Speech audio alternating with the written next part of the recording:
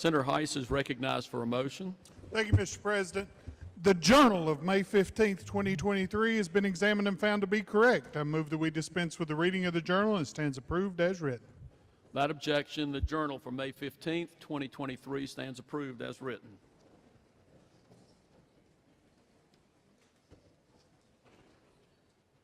Members, now is the time for us to introduce our pages for the week. If the pages will come around to the front for their introduction.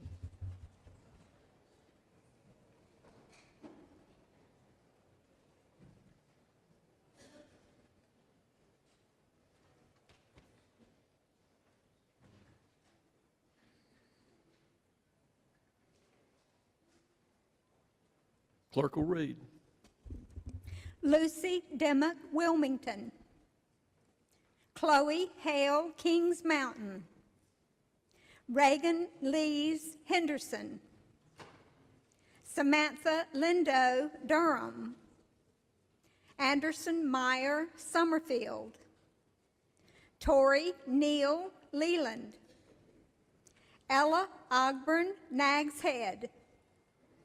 Maya Tartar Chapel Hill.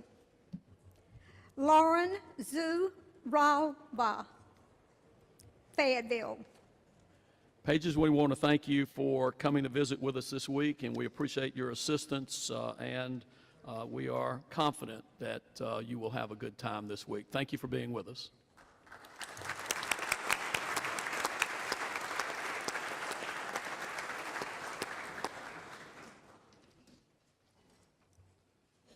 Upon the motion of Senator Steve Jarvis of Davidson County, the chair is happy to extend courtesies to Dr. Ron Beatty.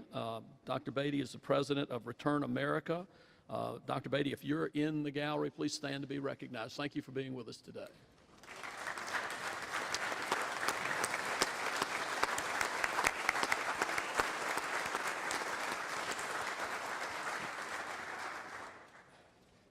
And this one is particularly important. Upon the motion of Senator Brad Overcash of Gaston County, the chair is happy to extend courtesies to Don and Tricia Buckner.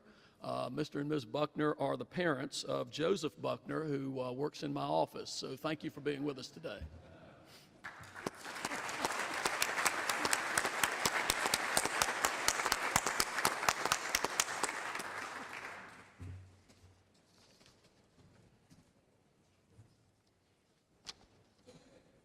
And I believe we are ready to go to the calendar unless there are other motions or other business. Hearing none. Public bill, reconsideration of vetoed bill, Senate Bill 20. The clerk will read. Senate Bill 20, Care for Women, Children, and Families Act.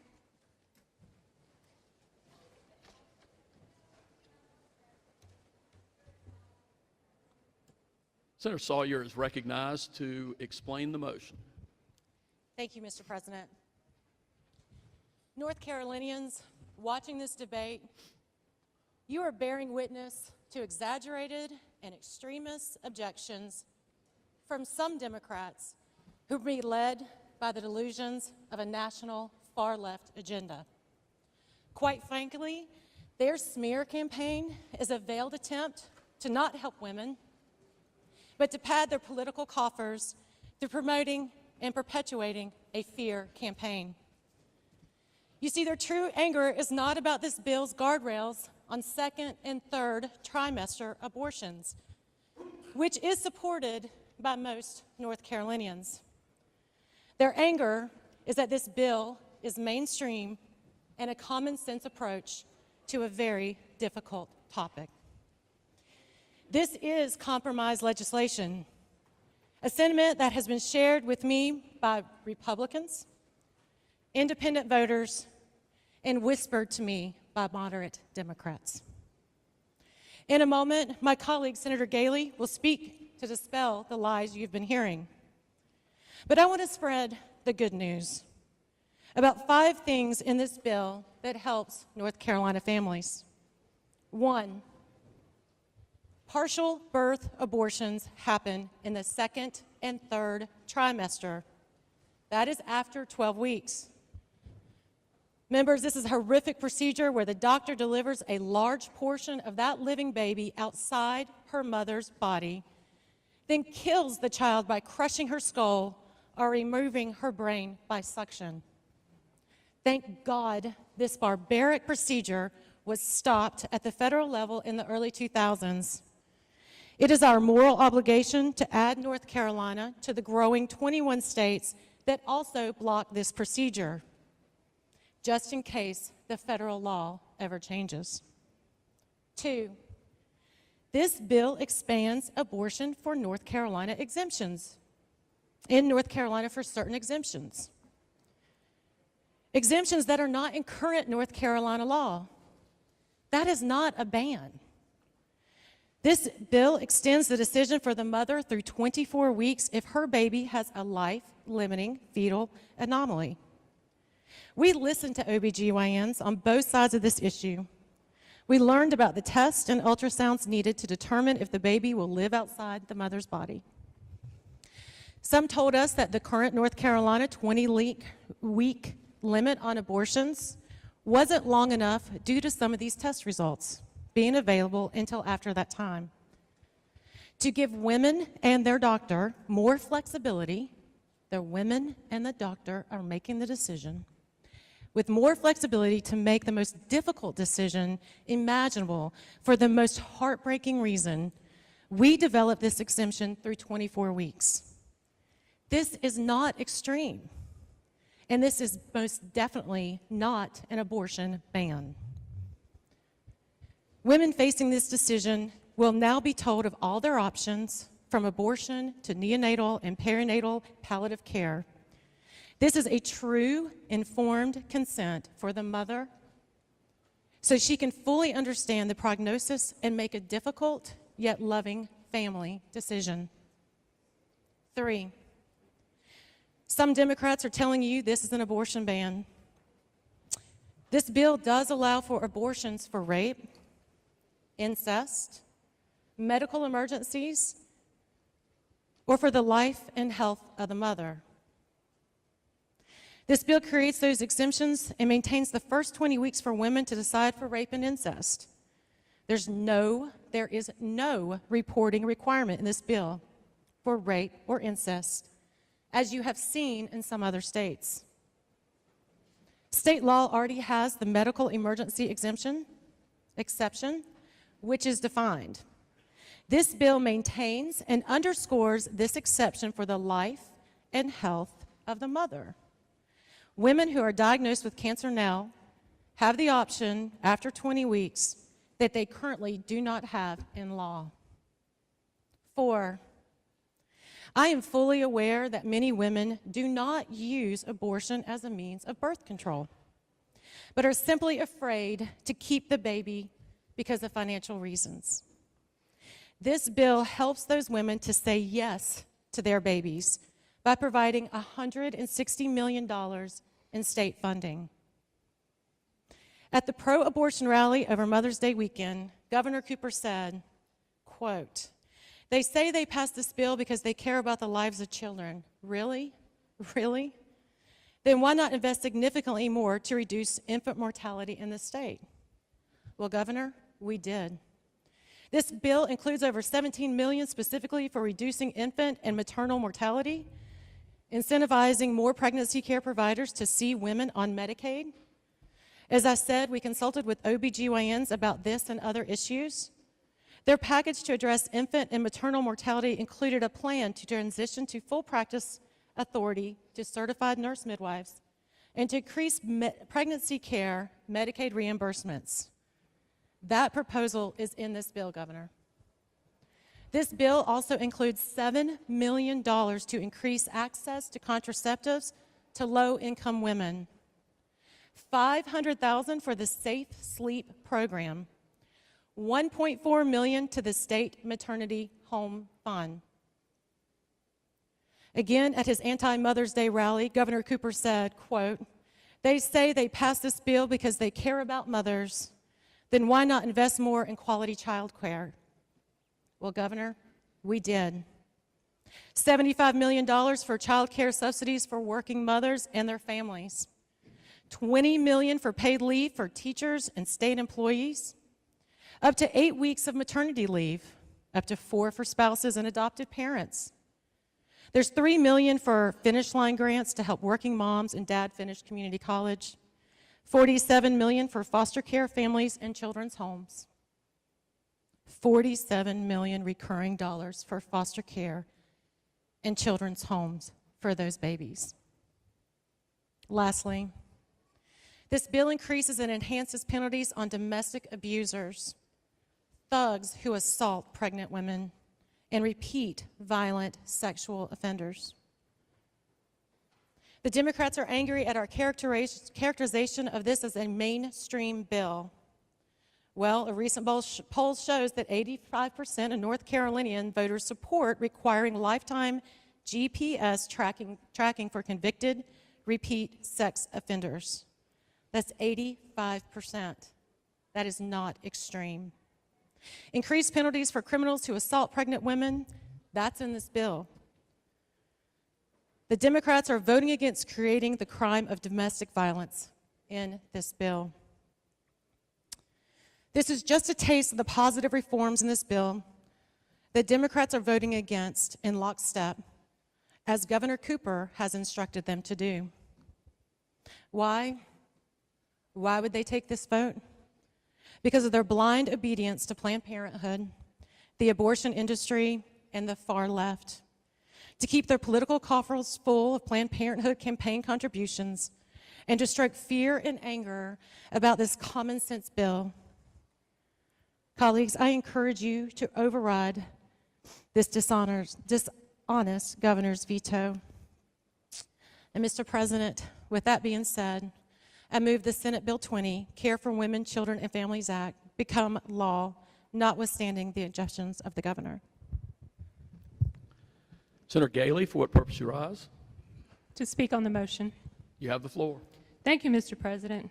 Some of us remember The Late Show with David Letterman and its featured top 10 lists. So here are top 10 things about Senate Bill 20 that are true. Number 10, this bill keeps abortion safe, legal, and rare, protects women's health, and provides resources to families so they can choose life. We studied what has happened in other states since the Dobbs decision, and we worked hard to avoid unwanted consequences, particularly when the mother's life is in jeopardy. An ectopic pregnancy or stillborn child can still be treated with appropriate care.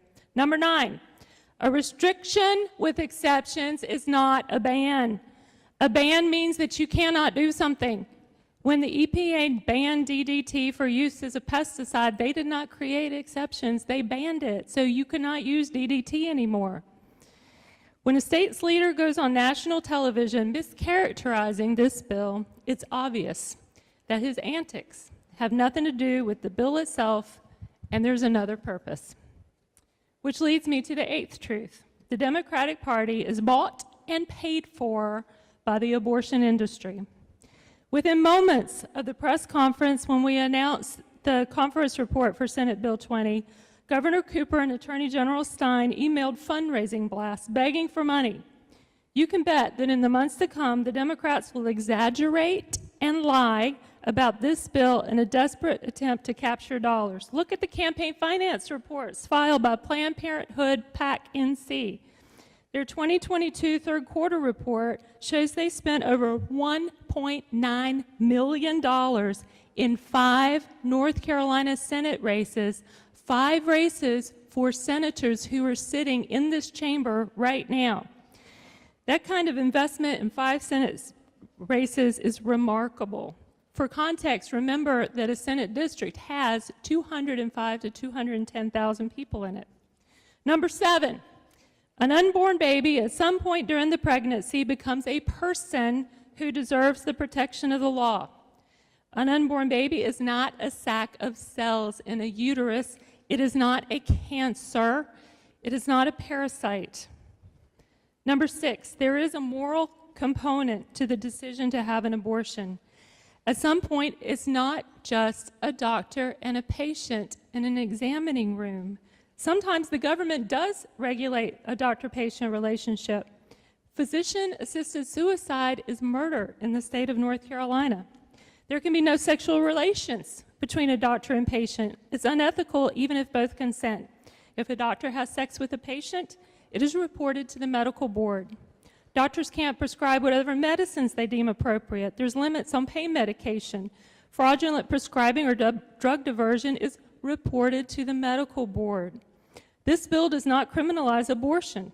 If a doctor performing a surgical abortion violates the law, there is, guess what, a report to the medical board. To claim that what happens in the examining room is always only between the doctor and the patient is patently untrue. When there is a greater public interest at stake, such as when there is an unborn child, the government must intervene to protect that life. Number 5, codify Roe or a viability standard is unworkable. The Supreme Court in the Dobbs decision said some things about the viability standard in Roe that Democrats claim to support. Page 53 of Dobbs, quote, "The viability line, which Casey termed Roe's central rule, makes no sense. And it is telling that other countries almost uniformly eschew such a line."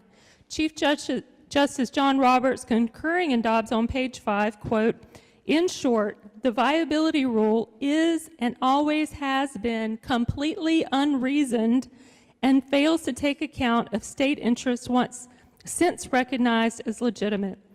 If Democrats really want to codify Roe, then why do they vote against a Born Alive bill? Democrats cannot claim to support a viability standard for abortion, then allow the neglect and ultimate death of a child who survives an abortion. In fact, the North Carolina Democratic Party platform for 2022 on page 24 says, "Women demand complete control over their bodies and healthcare decisions. We believe that a woman's decisions regarding pregnancy should be her own choice and not that of the government."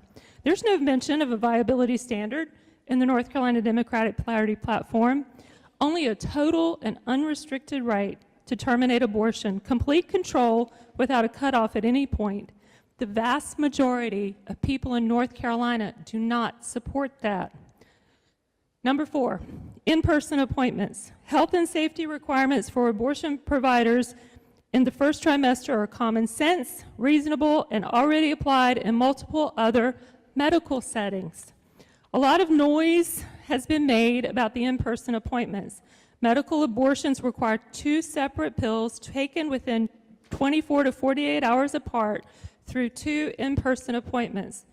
The first appointment is to get informed consent, and the second is to administer the first pill.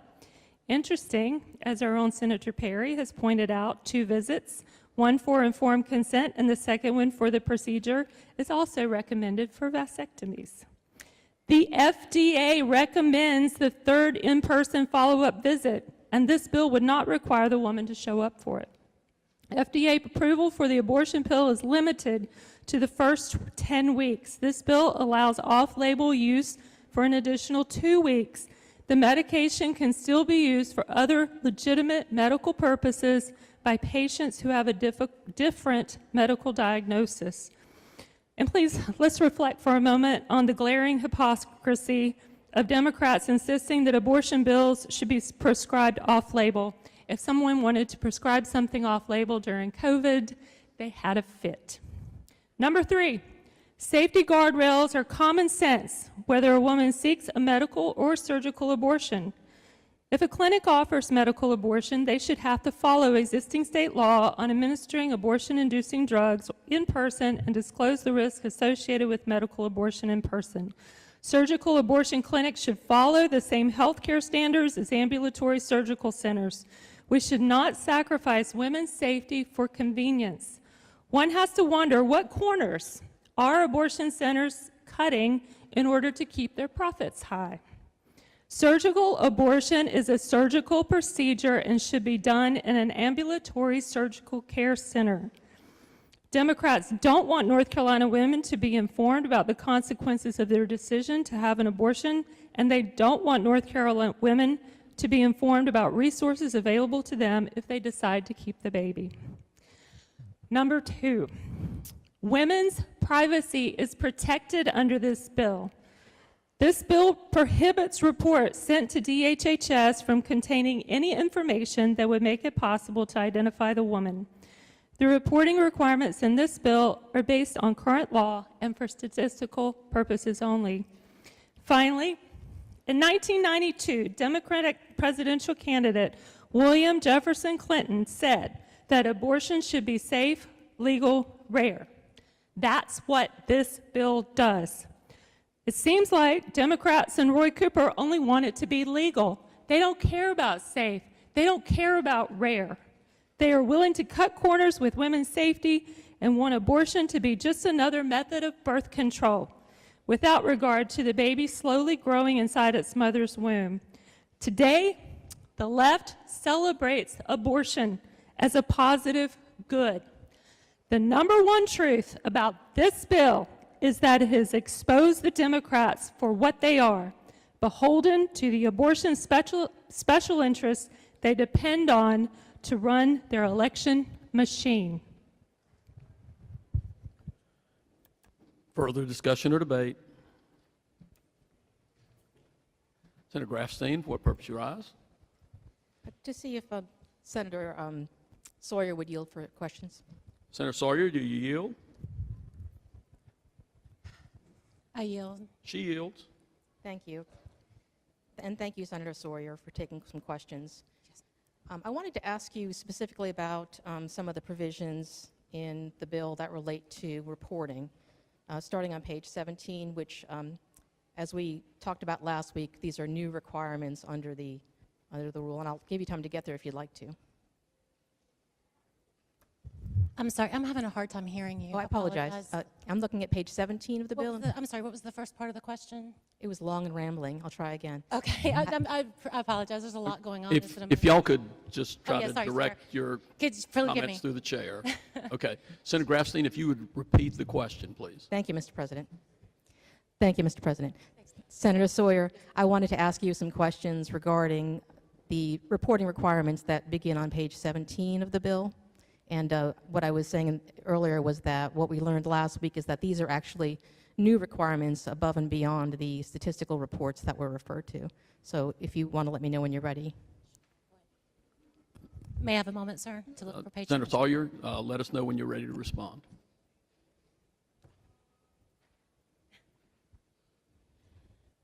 Thank you. I've located 17. Okay. You may respond. Thank you. So on page 17, beginning down around line 38, and I'll just go through a series of what's there I wanted to ask you about, if that's okay.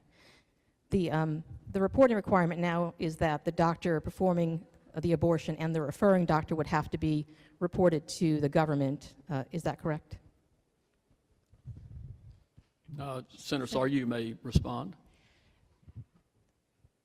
The language in the bill reads, identifying information of the physician who provided the abortion, including drug, or performed the surgical abortion, and referring physician agency or service if applicable.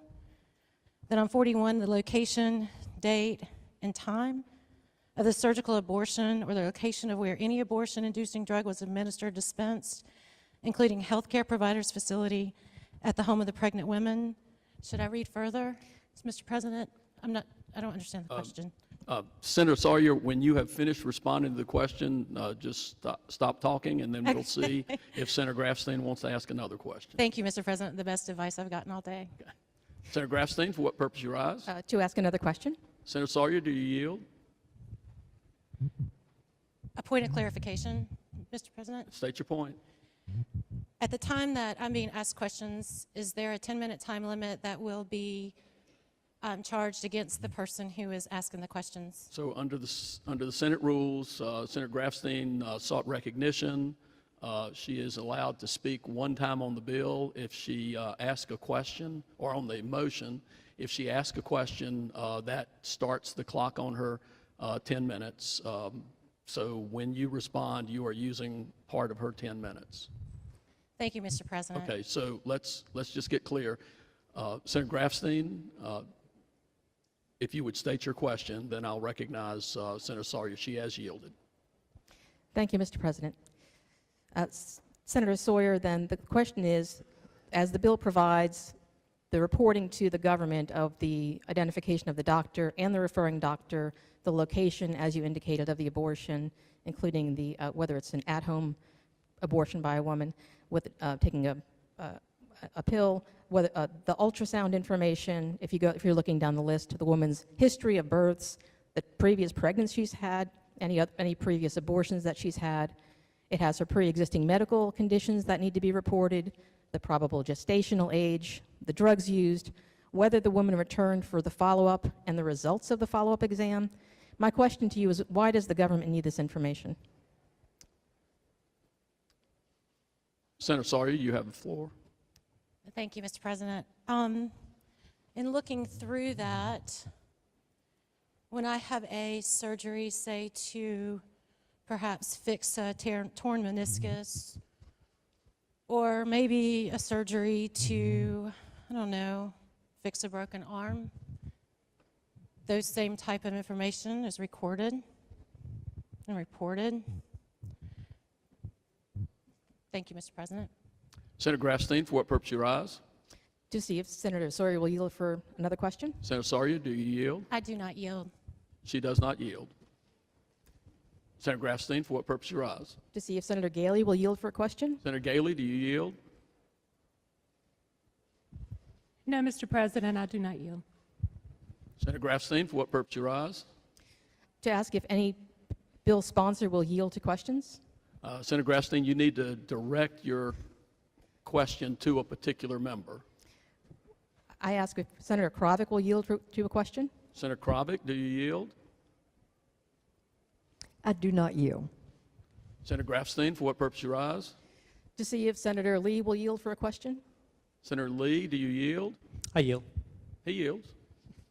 Thank you, Senator Lee. I appreciate you yielding for question. And I'm sure that the others thank you also that I didn't have to get to them. So I wanted to ask about actually this question about reporting to the government. And I'm sorry. Mr. President. Senator Lee, let her get her question out, and Yes. then I'll recognize you to respond. Yes, sir. My question, Senator Lee, that I'd like to have someone respond to is why and whether we think it's appropriate for the government to be collecting intimate personal data about women regarding these medical procedures. Senator Lee, you may respond. Thank you. I think there were a reporting requirement with respect to, in particular, the medical mifepristone, is because they're trying to gather data, not specific to individuals, but to gather data on when it's being used, how it's being used, what the complications are. I think that when a lot of the provisions in this bill, I know a lot of folks have just focused on the abortion piece, but there are a lot of pieces in here with respect to reporting and other things that are intended for the health, safety, and well-being of women that are undergoing the procedure.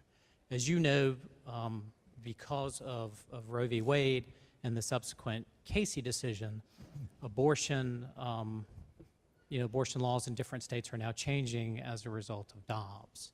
And so in North Carolina, we're trying to gather the data with respect to these procedures, and in particular, the medical. And what we've seen in some states, and I think what we were concerned about in North Carolina, is essentially the shipment of mifepristone to young women around our state without seeing a physician, thinking that a pill could be utilized for abortion, let's say in the 14th week or 15th week or even the 12th week or in the 10th week or the 5th week without seeing a physician. And as you probably know, that if a woman has an ectopic pregnancy and takes mifepristone and experiences cramping and bleeding, which mifepristone will tell you are natural consequences or side effects, she may not realize that she is in a life or death situation through uncontrolled bleeding if she had an ectopic pregnancy.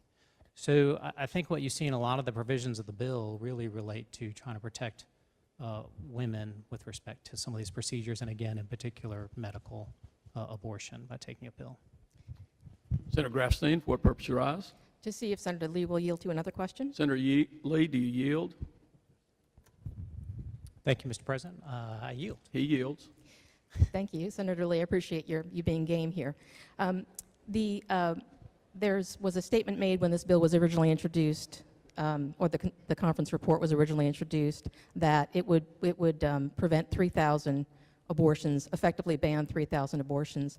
And my question is, in terms of those figures, I don't know the source of them, but is it not true then that as to the women who today would be allowed to get a legal abortion, those 3,000 women will be banned in the future, and each year after that will be banned in the future from accessing abortions that are legal today? Senator Lee, you may respond.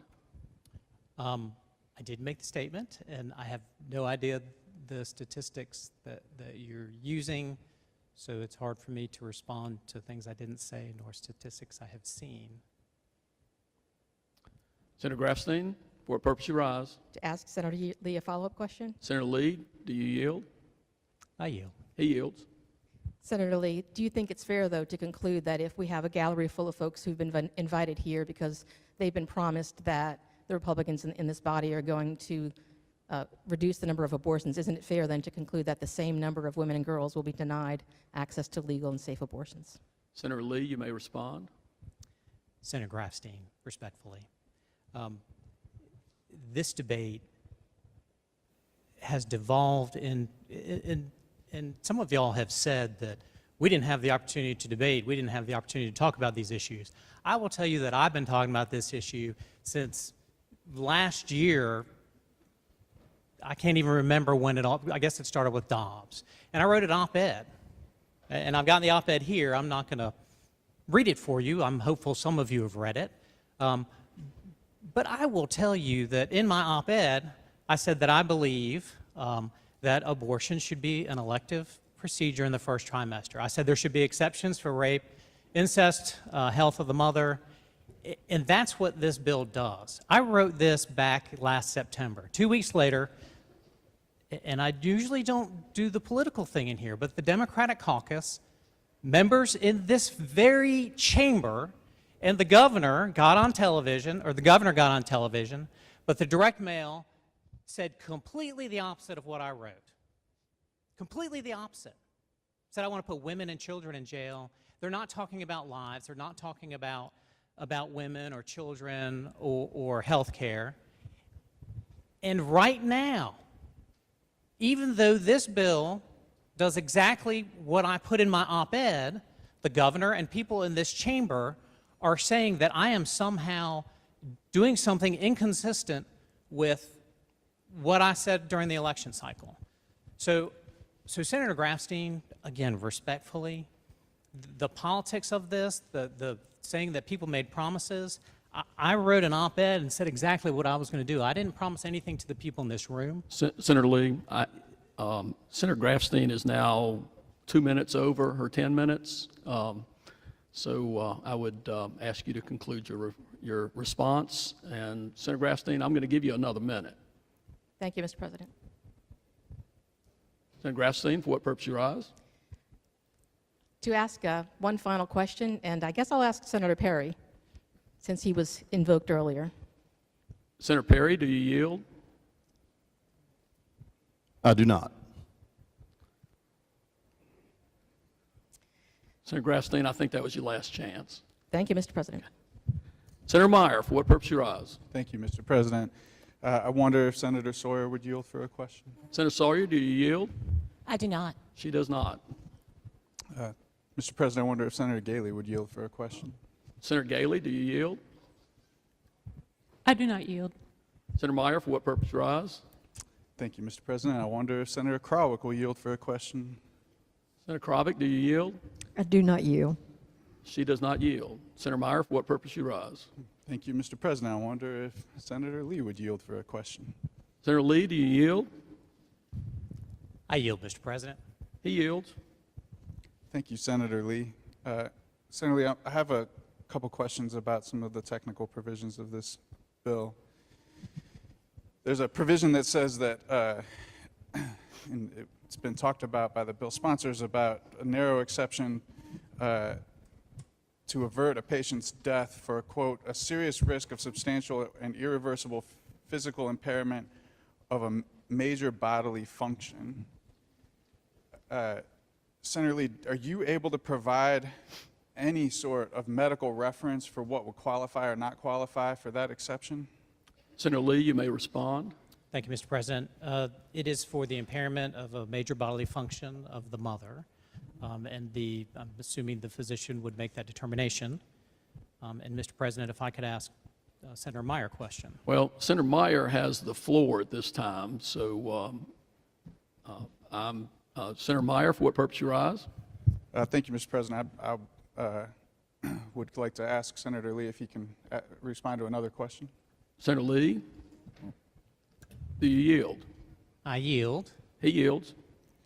So, Senator Lee, I mean, you basically read back the portion of what's in the bill to me and said that it would be up to a doctor. So if it's up to the doctor, does that mean that it is fully in the doctor's discretion to determine when that is true and when it's not, and there would be no possible situation where the doctor could face any type of sanctions, whether they be from medical licensing board or legal sanctions, if they make that determination in their best judgment? It's completely up to their discretion? Or is there some range of what would qualify and what would not qualify that a doctor needs to know to be able to comply with this bill?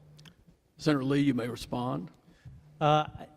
Senator Meyer, I'm assuming you're familiar with physicians and standards of practice, and that the medical professionals, at least physicians, MDs, ODs, or DOs, are supervised by the medical board. And as with other provisions within our healthcare statutes and within the rules that are adopted by the medical board, there are a variety of provisions by which physicians have to follow the standard practice. As you probably know, and you've read in the bill, and I think some of your colleagues have talked about, a violation of the standard of practice or a violation of law would go to the medical board in this context. And so, you know, I think that the medical community and the medical board that's responsible for regulating the industry is the one that, where if there was a complaint or an issue, it would go to that particular board.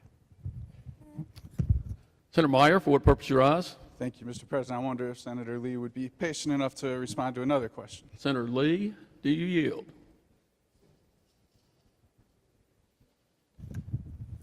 Thank you, Mr. President. I do. He yields. So I think I have two more questions for you, Senator Lee, so I'm trying to decide which one to ask you first. But I'll ask you about a specific condition, and if the doctor believes that a patient is suicidal, do you believe that would qualify as a medical condition for this exception or not? Senator Lee, you may respond. I'm assuming you've read the bill. I have read. And you've read the provision that talks about that. And so I'm assuming you're asking me a question that you already know the answer to for some purpose other than asking me a question about the contents of the bill. And so if you have a question that you would like to ask me about the contents of the bill that you haven't already read and understand, I'd be happy to answer it. But this isn't political theater here today. It may be to you. It's not to me. I mean, what we're doing today is we're talking about two lives. And I think you've lost the opportunity because no one is talking about at what point a life begins. No one here is talking about viability. Nobody is talking about what actually happens in a bill that you sponsored to codify Roe and Casey. What actually happens at 24 weeks if you abort a child. What that procedure looks like. And so if you have a question for me that you haven't already read in the bill, which you've admitted that you did, that particular question, and you already know the answer to your question, I'd be happy to answer it. Senator Meyer, for what purpose you rise? Senator Berger, I do have questions of interpretation about the bill, so I would like to ask Senator Lee another question, a different question than the previous one. Senator Lee, do you yield? At this point, I do not, Mr. President. He does not yield. Senator Meyer, for what purpose you rise? Mr. President, I wonder if Senator Barnes would yield for a question. Senator Barnes, do you yield? I do not yield. She does not yield. Senator Meyer, for what purpose you rise? Mr. President, I wonder if Senator Perry would yield for a question. Senator Perry, do you yield? Thank you, Mr. President. I do not yield. He does not yield. Senator Meyer, for what purpose you rise? Thank you, Mr. President. I wonder if Senator Heiss would yield? Senator Heiss, do you yield? Mr. Chairman, I do not yield. He does not yield. Senator Meyer, for what purpose you rise? Thank you, Mr. President. If I could just debate the motion briefly. You have the floor. Colleagues, with respect to all of your arguments about implementation of the bill, there are significant questions of interpretation of how this bill will be enforced. And those questions will have impact on all parties involved: practicing medical professionals, the families seeking abortion care, and indeed, any member of that family. So there's real debate that we need to have that we still haven't had the chance to pursue. And I know I have other colleagues who have other questions, and I hope that you will yield to some of those questions. Thank you, Mr. President. Further discussion or debate? Senator Adcock, for what purpose you rise? To debate the motion. You have the floor. Thank you, Mr. President. You know, I've had the good fortune to be a panelist at meetings of professional groups along with several of you, including Senator Newton, Senator Woodard, and Senator Bergen. At those meetings, we were asked 3 questions that everyone in this chamber has been asked many times, regardless of the group. What's the best way to share our knowledge on issues? What's the best way to have our voices heard? How can we work within the legislative process to make a difference? On the issue of meaningful and timely access to abortion and their duty to provide individualized, best practice, safe care to pregnant women, the OBGYN physicians of this state have followed legislators' advice to the letter. They met with us and talked to us face-to-face, on virtual platforms, and by phone, in our legislative offices, in our districts, in the halls of the LB and the LOB, and outside meeting rooms. They left their busy practices and traveled to Raleigh. They gave testimony at committee meetings, shared their patient stories, and rallied in front of this building. They left phone messages and sent emails. They provided evidence about the harms that will undoubtedly result if women are not allowed to make their own decisions about abortion, what is right for their unique situations, in consultation with their trusted OBGYN physician. As it became increasingly clear what was on the line with the passage of Senate Bill 20, these OBGYN physicians first urged us and then begged us to listen. The language in Senate Bill 20 does not in any way reflect their advocacy, their voices, or their messages. It does not reflect the evidence they offered or the hard-to-anticipate situations they described based on decades of collective years of experience.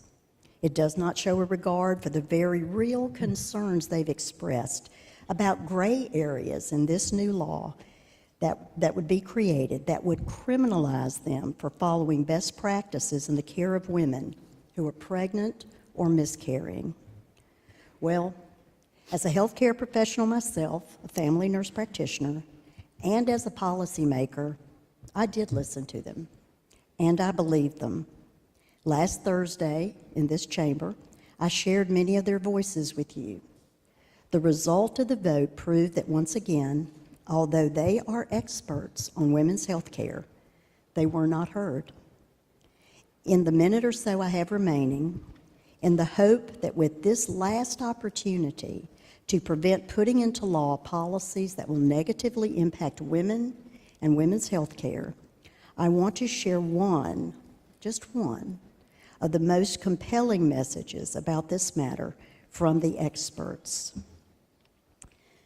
This is a joint statement from the North Carolina Obstetrical and Gynecological Society and the North Carolina affiliate of the American College of Nurse Midwives. Together, we affirm the following. Abortion is part of comprehensive reproductive health care. Putting arbitrary restrictions on the provision of care only serves to prevent people from accessing the health care they need, endangering their lives and the well-being of their families. Every individual has the right to safe, supportive, and affirming health care centered on providers' respect for human dignity. Access to abortion services is a part of comprehensive health care, which includes family planning, prenatal care, and postnatal care. Legislation which creates barriers to care between healthcare providers and patients results not only in undue burden, but has the potential to cause harm. Together, we affirm the positions of our national societies, the American College of Obstetricians and Gynecologists, the American College of Nurse Midwives, as well as the North Carolina Medical Society, the North Carolina Academy of Family Physicians, which emphasize that reproductive decisions should be made between patients and their health care providers. When you cast your vote today, I hope it will signal that you have listened, that you have heard their voices. Thank you. Senator Lee, for what purpose you rise? See if Senator Meyer would respond to a question. Senator Meyer, do you yield? I do not yield. He does not yield. Senator Lee, for what purpose you rise? Wow. Speak to the motion. You have the floor.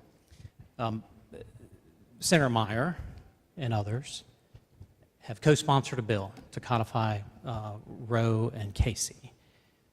And I think everyone understands that that means an abortion, elective abortion, until the end of 6 months, 24 weeks. Statistics by the NIH had at least 9 studies that found that at least 50% of premature births at 24 weeks of gestation survive. 50%.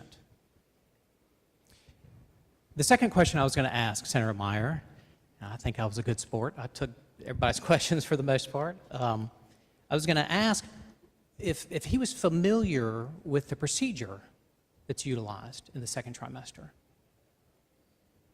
It's called a D&E, dilation and evacuation. At this point in pregnancy, the fetus's body is too large to be broken up by suction, what generally happens in the first trimester.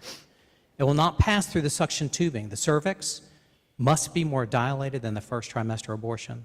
This is usually accomplished by inserting a laminaria, I know I didn't say that correctly, a day or two before the abortion. The physician then dilates the cervix, dismembers the body to facilitate removal. 50% survival rate at 6 months. And so I guess my point is, and it's what I've said all along, this is not just about one life. At some point in this process, we have to think about the child. I don't know where that is for y'all. This bill says that it's elective in the first trimester. I don't know if that's right or not. I mean, my wife and I personally believe life begins at conception, and if you've read my op-ed, you'll know that. But from a policy perspective, I think this is something that we should be doing. And I just had to bring that up because no one's talking about the other part of this bill today, or what's going on in our state, in our country.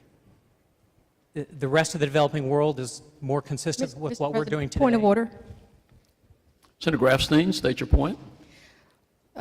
Mr. President, the bill that's before us is not the bill that Senator Lee is discussing, and the bill that's before us relates to the current 20-week ban, which is not the issue that Senator Lee is debating, and so my point of order is that I believe that he's out of order in not debating the content of the bill. So, Senator Grafstein, I'm going to allow Senator Lee some latitude. I think in the past on this bill, we've heard people talk about what the law is in Texas, what the law is in all manner of other places. I think what Senator Lee is doing is trying to compare the bill that is before us with a bill that has been sponsored by other members of this chamber. So I would not rule him out of order. Thank you, Mr. President. Senator Lee, you may continue. Thank you. So as we move forward with this vote, and I know this is going to be discussed for months and months on end. I know it's going to be discussed in 2024. I hope that we will not just think about one aspect or one life that's impacted, that we will think about all the lives that are impacted and by what we have tried to accomplish in this particular bill. Thank you, Mr. President. Further discussion or debate? Senator Marcus, for what purpose you rise? To speak to the motion. You have the floor. Thank you, Mr. President. I grew up in a political family. My father was an elected Republican. Like many of you, he was a conservative with a bit of a libertarian streak. He believed in small government that stayed out of people's business and personal choices, in democracy that did not dictate morality based on one religion, and he believed in the importance of personal freedom. So, my Republican father refused to ever vote to restrict abortion access. He said he didn't want the government controlling him, and he didn't think it should control women either. He wasn't a doctor, and he thought that forced pregnancy was un-American. He had 2 daughters and a wife who he respected, and he wanted us to have equal rights. I remember when I believed that the Republican Party stood for small government and personal freedom. We can debate exactly when that changed, but it's clear that if you do this to North Carolina's women and girls, if you make SB 20 the law here, you can't claim to stand on those principles anymore.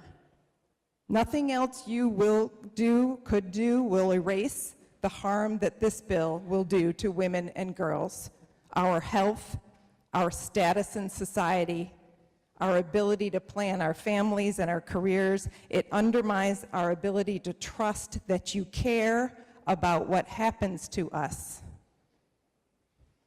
that you trust us to make our own decisions, that you value our lives, our contributions, our humanity. This bill is a slap in the face, it is a muzzle over our mouths, and it is a straitjacket on our bodies. It is honestly hard for me to believe that my government would do this to me, to my daughters, to my friends, to their daughters. In many cases, we will be forced to continue unwanted and unsafe pregnancies, to give birth against our will, to risk our lives as we are forced to forego or delay treatments that are incompatible with pregnancy, like, for example, cancer treatments, mental health conditions, drug addiction, and miscarriages, because those conditions may not meet your narrow exceptions, and you have blocked our ability to access abortion care if they don't. I can tell that you're feeling the heat of the public outrage about this bill. I assume that's why you're moving it so quickly, literally the fastest I have ever seen a bill move in the General Assembly. You're learning that this bill is much worse than you thought it was. Doctors are telling you that how it will force OBGYNs to leave our state because of the criminalization of doctors, the incentive to sue the doctor, the vague exceptions to the ban that they can't understand and can't apply, the unnecessary barriers to access, so that even healthy pregnant patients who plan to carry their babies to term will have trouble finding OB care in North Carolina. You're hearing how doctors who specialize in maternal fetal medicine, those are high-risk pregnancies, they won't practice in North Carolina either. You're hearing how the narrow exceptions that you put in this bill are not adequate. They're not workable in reality. Pregnancy is complicated. You're hearing how women who experience medical complications or have severe mental illness after week 12 will have to wait until they are at risk of death before a doctor will be able to terminate their pregnancies, even an unviable one. It's not enough that she be in a condition for which the standard of care would be to offer her the option of abortion. No. Your bill requires that the woman's life be in imminent danger, like she's entering sepsis, or her vital signs are crashing from preeclampsia. You're thinking about how rape and incest victims will be forced to carry to term if they don't report the crime to their doctor by your arbitrary deadline. You're thinking about all the scenarios in which sexual assault victims may not get to a doctor or find the courage to tell what happened to them in time, and how your bill will cut them off and leave them with no options at that point. You're realizing that doctors are required to report incest and rape of a minor to law enforcement, thus triggering mandatory interaction with police in order for that child to get the health care she needs. SB 20 causes more trauma for her. So here we are with this flawed, draconian bill that was drafted in secret by certain members of your caucus, and you're forced to decide if you still feel comfortable with it. Are you comfortable with it? Are you struggling with whether you'll push aside all of the troublesome things that are coming to light about this bill, trying to decide if you want to be the reason why women lose fundamental rights that we have had for over 40 years, making our bodies subject to politicians' opinions? Trying to decide if it's more risky to vote yes and make your party and your donors happy, but make the women very angry, or vote no and make your party mad in order to respect women. You may be wishing that this was a mainstream bill, one that was popular and reasonable, but it's not. You could have written a bill like that, but you didn't. You could have amended the bill after hearing public comment, but you didn't. You could have consulted the medical experts that Senator Adcock cited to you, but you didn't. You could have asked the business community if this would make it harder to recruit and retain female employees here in North Carolina, but you didn't. At least I assume you didn't, because the bill before you gives the average pregnant person only about 2 weeks from when she typically finds out she's pregnant to when she has to schedule her abortion if that's what she wants to do. She can't wait any longer to think about it and consult with medical professionals or her family or her pastor. She'll have to decide quickly, because thanks to you in this bill, the clock is ticking fast.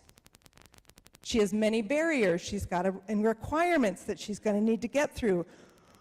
And all or most of the clinics that are open now will be closed due to this bill, so she'll have to search for the care she wants, probably at a hospital.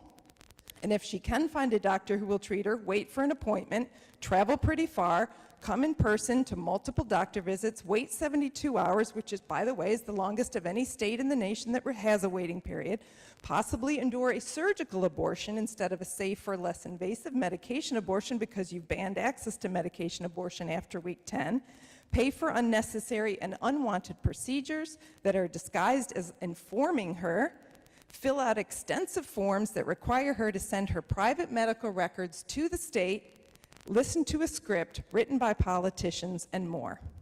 And if she is seeking an abortion due to rape or incest, she still has to go through all of those hoops. And she will also have to tell her doctor those details so that the doctor can determine if she meets the requirements of the new law. She no longer has the choice to remain private about the crime committed against her. Instead, she must tell the doctor by the 20th week of pregnancy in order to be granted the right by her government to end that pregnancy. And if she's a minor, again, the police will be notified. It's unthinkable and cruel that you would do that to women and girls, making a serious, sometimes very difficult situation much worse, more rushed, more stressful, more expensive, and in many cases, effectively making it impossible for her to access abortion, forcing her to carry that pregnancy against her will. I notice you're trying to drum up support for your bill by saying that the alternative to Senate Bill 20 is some version of abortion on demand until birth. Well, that's preposterous. No doctor would abort a healthy fetus late in pregnancy. That didn't happen under Roe. That isn't happening now under our current law. If a healthy pregnancy with a viable fetus must be ended before full term, that's called a cesarean section. And the standard of care is to safeguard both lives. If you think we need this bill, Senate Bill 20, in order to ensure that doctors don't abort nearly full-term viable fetuses, rest assured, we do not. That doesn't happen. Talk to any doctor and they'll set you straight. And it's even worse that you gaslight us into thinking that SB 20 is for our own protection or for our morality that you are trying to protect. This is not how modern societies treat women. It's not what happens in European countries. It's not how American women have been treated prior to the Dobbs decision. It's not what North Carolina women want or deserve. And no matter how many other non-abortion initiatives that you include in this bill, they won't make up for the harm that the abortion ban will cause. If you really want to encourage adoption or improve foster care or child care or stop domestic abusers from buying firearms, improve maternal and child health, you could have done all of that in a separate bill that didn't include this ban. But again, you didn't do that. It's really disingenuous to pile them in here now and attempt to dilute the bad with some good so that you can say we voted against those good things. Those were our bills, a lot of them. Should have passed them separately. And as I wrap up, I just want to say that as we have since the beginning of time, women and girls will continue to get pregnant. Some on purpose, some by mistake, and some against our will. Maybe someone you care about, a daughter, a granddaughter, or a coworker. Most will want to continue their pregnancy and will need an OB doctor to care for her to have a healthy pregnancy. Don't pass this bill and scare her doctor out of North Carolina. Others will decide that they aren't willing or able to continue the pregnancy.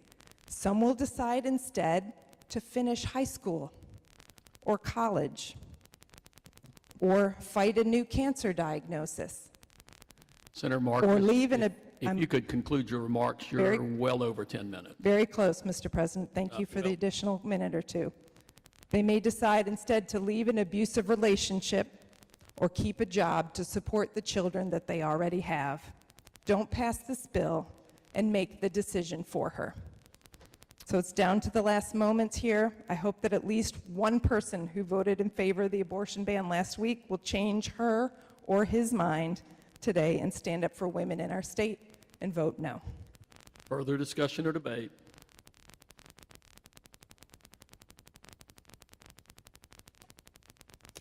Senator Robinson, for what purpose you rise? Senator Robinson, hold on just a moment. It is beyond 5 o'clock, and our pages are scheduled to leave 10 minutes ago. So, pages, you are dismissed.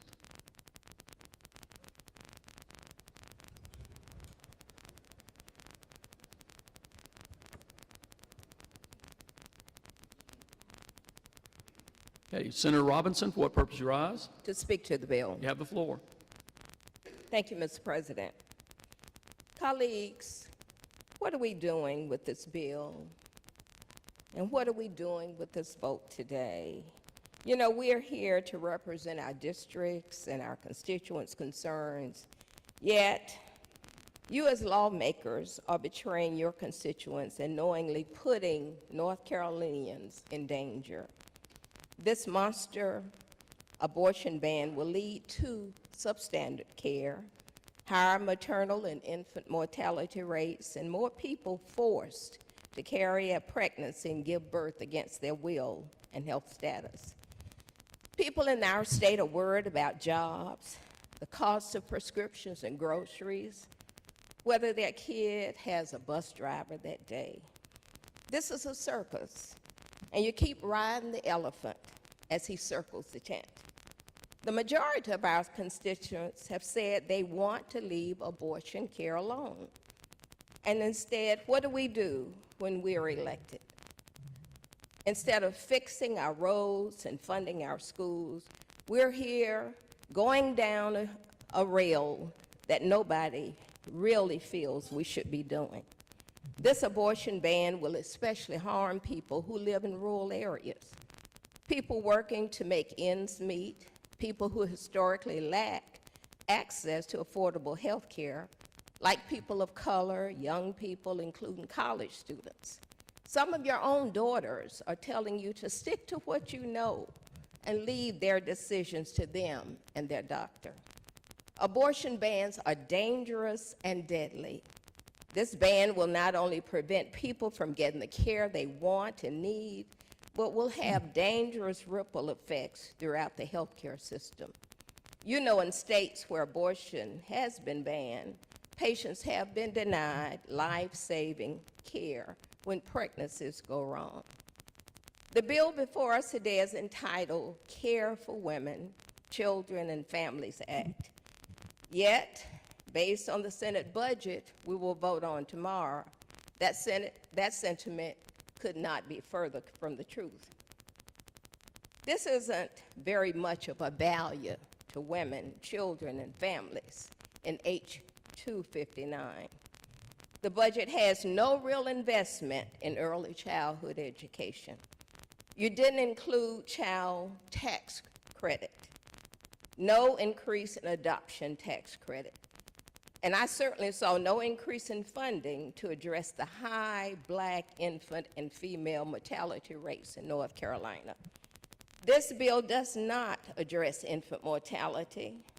It does not address the critical health, cultural, social determinants of health that women need that you're talking about to address and support their needs in terms of maternal and pregnancy care. It's obvious to me that none of you have lived or worked with the women you target. I have. Over the years, you've turned a blind eye to good bills from Democrats to provide parental leave and support working families. The actions of this body speak louder than any carefully crafted bill. Yes, women do demand complete control over their bodies and their decisions.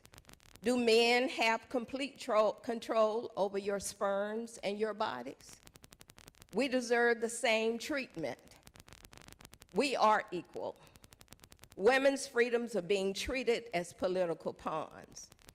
Different from what this bill says, it does not give women and their doctor a choice. Real women, Black women, white women, low-income women, Gen Z women, rural women are at risk under Senate Bill 20. They have called me and emailed me. And I know they've contacted you. A lot of women in your households and your neighborhoods and even your churches have told you to back off. These extreme policies are adding to the death toll that poor policies of North Carolina exact on Black and poor women and babies. You know, we can do better for North Carolina women, but we ought to start by leaving reproductive health care alone. And I need to say that, as I shared with you before, I ran a baby love program targeting poor women who had no access to health care. Some women who were raped, some women who may have been substance abusers, but women who oftentimes had pregnancies after 3 or 4 children and had to make decisions. There was not a health care system in place to support these women. So when you talk about those women and making decisions for them, you know nothing about their situations in life. You've never walked the paths that they walked. You've never had to worry about feeding your children. You've never had to worry about where you're going to house them, how you're going to get transportation. And if somebody looked at you when you walked into a health department and said, you don't deserve to be here.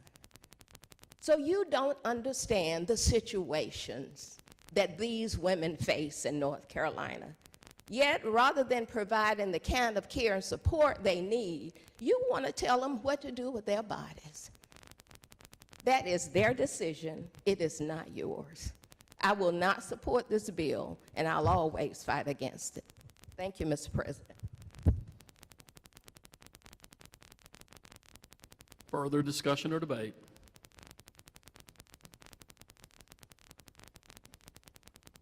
Hearing none, question for the Senate is the motion that Senate Bill 20 become law, notwithstanding the objections of the governor.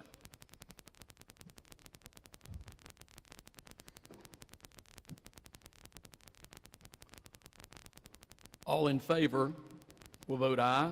All opposed will vote no. 5 seconds will be allowed for the voting. Clerk will record the vote. Senator Settle? Aye. Senator Garrett? No. Senator Murdoch? No. Senator Grafstein? No. Senator Smith? No. Senator Waddell? Senator Bodie? No. Senator Corbin?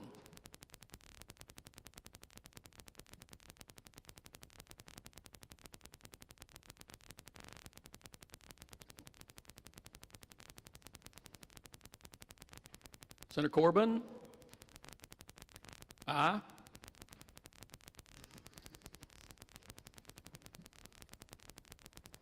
"30 having voted in the affirmative, 20 in the negative. The motion to override the governor's veto of Senate Bill 20 passes by 3/5 of the members present and voting. In accordance with Article 2, Section 22 of the Constitution of North Carolina, Senate Bill 20, together with the governor's objections and veto message, will be sent to the House by special message for reconsideration."